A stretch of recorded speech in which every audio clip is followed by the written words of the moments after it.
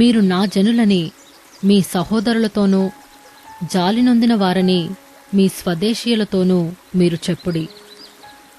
నేను దాని బట్టలను పెరికివేసి పుట్టిన నాటివలే దానిని దిగంబరురాణిగా చేసి పాడుపెట్టి ఎండిపోయిన భూమి వలెను ఉంచి దప్పిచేత లయపరచకుండునట్లు మీ తల్లి పోకిరీచూపు చూడకయో దాని స్తనములకు పురుషులను చేర్చుకొనకయో నుండునట్లు మీరు ఆమెతో వాదించుడి.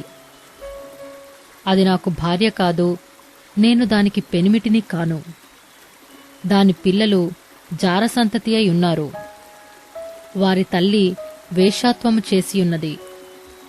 వారిని కన్నది అవమానకరమైన వ్యాపారము చేయున్నది గనుక వారియందు నేను జాలిపడను. అది నాకు అన్నపానములను గొర్రెబొచ్చును జనుపనారయు తైలమును మద్యమును ఇచ్చిన నా విటకాండ్రను నేను వెంటాడుననుకొనుచున్నది. ముండ్లకంచే దాని మార్గములకు అడ్డము వేయుదును. దాని మార్గములు దానికి కనబడకుండా గోడ కట్టుదును. అది తన విటకాండ్రను వెంటాడి వారిని ఎదుర్కొనలేకపోవును. ఎంత వెదికినను వారు దానికి కనబడకయుందురు. అప్పుడు అది, ఇప్పటికంటే పూర్వమే నా స్థితి బాగుగా ఉండెను గనుక నేను తిరిగి నా మొదటి పెనిమిటి యొద్దకు వెళ్ళుదుననుకొనును. దానికి ధాన్య ద్రాక్షారస తైలములను విస్తారమైన వెండి బంగారములను ఇచ్చినవాడను నేనే అని విచారింపక అది వాటిని బయలుదేవతకు ఉపయోగపరచెను. కాబట్టి నా ధాన్యమును నా ద్రాక్షారసమును వాటి వాటి కాలములలో ఇయ్యక దీని యొద్ద నుండి తీసివేసెదను. దాని మాన సంరక్షణార్థమైన నా గొర్రెబొచ్చును జనపనారయు దానికి దొరకకుండా నేను ఉంచుకొందును. దాని విటకాండ్రు చూచుచుండగా నేను దాని పోకిరీతనమును బయలుపరుతును. నా చేతిలో నుండి దాని విడిపించువాడొకడును లేకపోవును.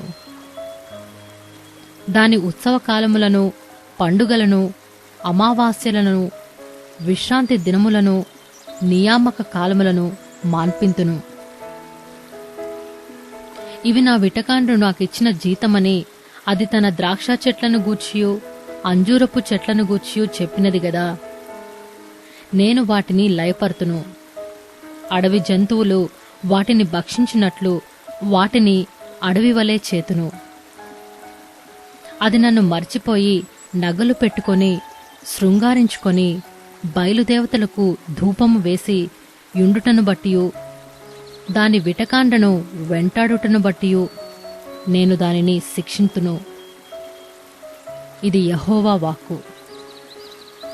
పిమ్మట దానిని ఆకర్షించి అరణ్యంలోనికి కొనిపోయి అక్కడ దానితో ప్రేమగా మాట్లాడుదును. అక్కడ నుండి దానిని తోడుకొని వచ్చి దానికి ద్రాక్ష చెట్లనిత్తును. ఆకోరు శ్రమగల లోయను నిరీక్షణ ద్వారముగా చేసెదను.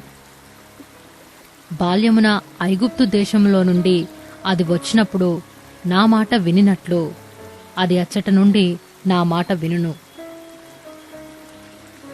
నీవు బయలు అని నన్ను పిలువక నా పురుషుడవు అని పిలుతువు. ఇదే యెహోవా వాక్కు. అది ఇక మీదట బయలుదేవతల పేళ్లను జ్ఞాపకమునకు తెచ్చుకొనకుండను అవి దాని నోట రాకుండను నేను చేసెదను.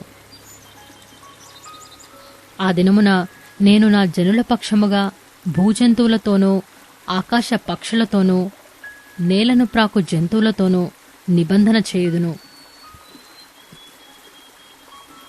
విల్లును ఖడ్గమును యుద్ధమును దేశములో ఉండకుండా మాన్పించి వారిని నిర్భయముగా నివసింపచేయుదును.